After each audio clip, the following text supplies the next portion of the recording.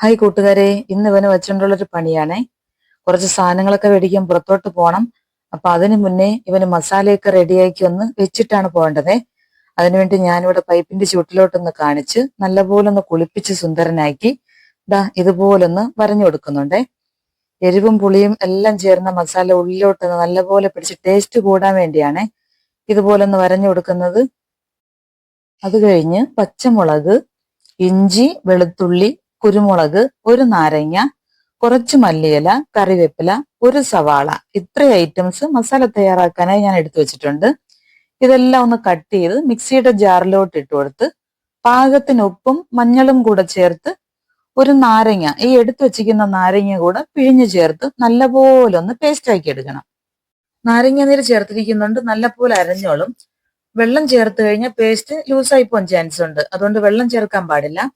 അങ്ങനെ തയ്യാറാക്കിയ ഈ പേസ്റ്റ് ഇതുപോലൊന്ന് എല്ലാ ഭാഗത്തും ആവുന്ന രീതിയിൽ നല്ലപോലൊന്ന് തേച്ച് പിടിപ്പിച്ചു കൊടുക്കണേ. അകവും പുറവും വരഞ്ഞു കൊടുത്ത ഭാഗത്തും എല്ലാം നല്ലപോലെ ആവത്തക്ക രീതിയിലാണ് ഇതൊന്ന് ആക്കി കൊടുക്കേണ്ടത്.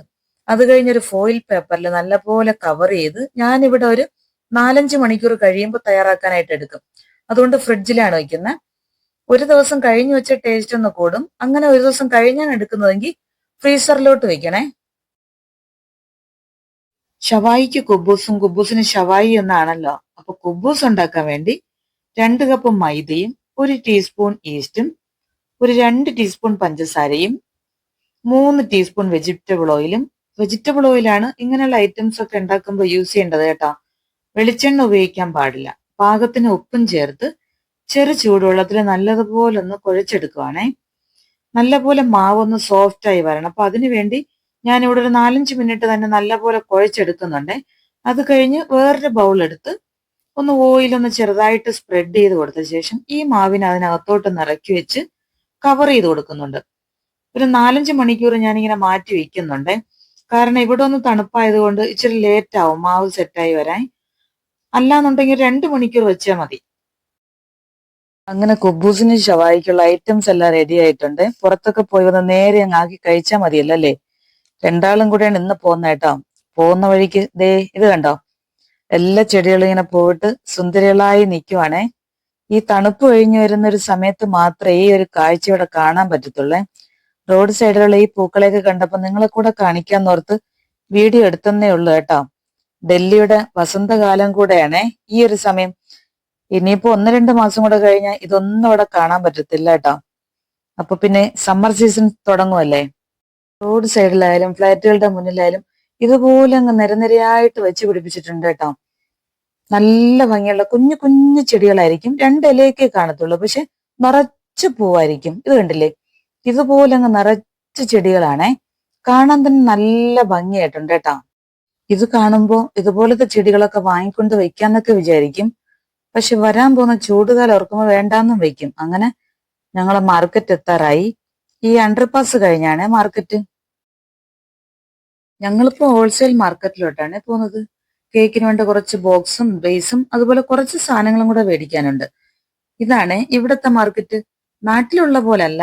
ഈ കുഞ്ഞു ഗലിയുടെ അപ്പുറം ഇപ്പുറം നിറച്ചും കടകളാണ്. ചില സമയം നല്ല തിരക്കായിരിക്കും. തിരക്കാണെങ്കിൽ നടന്നു പോകാൻ തന്നെ നല്ല ബുദ്ധിമുട്ടായിരിക്കും. പിന്നെ റേറ്റ് ആണെങ്കിൽ അത്യാവശ്യം കുറവുണ്ട്. നാട്ടിലുള്ള പോലെ ചോദിക്കുന്ന റേറ്റ് കൊടുക്കണ്ട. അറിയാന്നുള്ളവരിങ്ങനെ വില പേശിയൊക്കെ സാധനങ്ങൾ മേടിക്കും. അപ്പൊ ഞങ്ങൾക്ക് കയറാനുള്ള കട ഇതാണ്. ഇവിടെ ഇങ്ങനെ പാഴ്സലിന്റെയും കേക്കിന്റെ ഐറ്റംസ് എല്ലാം ഇവിടെ കിട്ടും.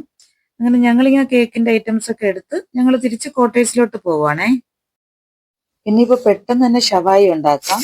ഫ്രിഡ്ജിൽ കവർ ചെയ്ത് വെച്ചിരുന്ന ഷവായി കൂട്ടന്റെ കവറിങ് എല്ലാം മാറ്റി കാല് രണ്ടും ഒന്ന് കൂട്ടിക്കെട്ടി കൈ രണ്ടും അതുപോലെ തന്നെ ഒരു നൂല് കൊണ്ട് കൂട്ടിക്കെട്ടി റോട്ടിസോറി സ്റ്റിക്ക് എടുത്ത് ഇതുപോലൊന്ന് സ്റ്റിക്കിനകത്താക്കി സെന്റർ ഭാഗത്ത് ഫിക്സ് ചെയ്ത് കൊടുത്ത് നല്ലപോലെ ടൈറ്റ് ആക്കി കൊടുക്കാം. നേരത്തെ പ്രീഹീറ്റ് ചെയ്ത് വെച്ച ഓവനിൽ 200 ഡിഗ്രി ടെമ്പറേച്ചറിൽ ഒരു 40-45 മിനിറ്റ് ഞാനിങ്ങനെ ഗ്രില്ല് ചെയ്തെടുക്കുവാണേ. ഒരു 45 മിനിറ്റ് ആയപ്പോൾ അത്യാവശ്യം ഗ്രില്ലായി കിട്ടിയിട്ടുണ്ട്. ഇതിലോട്ട് ഇനി നേരത്തെ ബാക്കി വന്ന മസാല ഒന്ന് അപ്ലൈ ചെയ്ത് കുറച്ച് നാരങ്ങ ജ്യൂസും കുറച്ച് ഓയിലും 1 സ്പൂണൊക്കെ മതിയാവും, അതും കൂടെ അപ്ലൈ ചെയ്ത് ഒരു 10 മിനിറ്റും കൂടെ ഗ്രില്ല് ചെയ്തെടുക്കാം. ഈ സമയം കൊണ്ട് ഞാനിവിടെ കുബൂസ് റെഡിയാക്കാൻ പോവാണ്.